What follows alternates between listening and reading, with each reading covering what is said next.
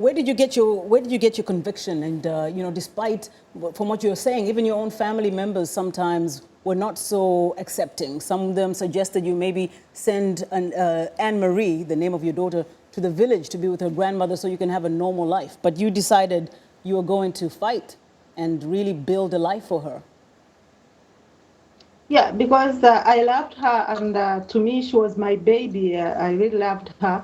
And I thought at some point I realized that I can't lament or be in denial forever, that I needed to do something really to improve my situation, but also to support my daughter. I was convinced, after reading a lot about her condition, achondroplasia, I was convinced that she can lead a good life, provided that I provide support for her. And also, I thought that since there is no support system for people with dwarfism, I could start that support system for myself and my child, but also for other little people in the country. Now, what is also interesting, what I found out, is that 4 out of 5 children are born to what are considered normal or average length or height parents. So really anybody is susceptible to bearing a child with that kind of, with dwarfism, right? That's true. 80% of, especially those with achondroplasia, are the first ones in their families, and they are born to average-sized couples. It's just a mutation that happens during conception, and nobody has control over it. So anybody can be a candidate for a child with dwarfism, but people don't know that anymore.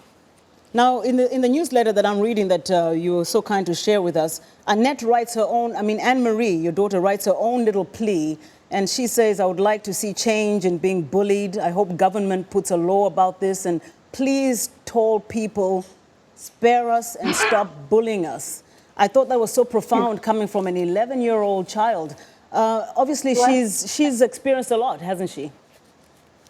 Yes, and she was 10 then when she wrote that letter. You would really see people are sensitive, insensitive, and ignorant at the same time. Mind about how this child will feel when they label her all sorts of things, pygmy, or Sarah Shorty's child, or she has a mental problem, or all sorts of things. So they don't really take into consideration how this child will take it. But also, I know because they think she has a mental problem, maybe they think she will not, that she doesn't have emotions. Mm-hmm. So she feels bad about it, of course. And I know all other children do feel bad about teasing and bullying and name calling and all those things.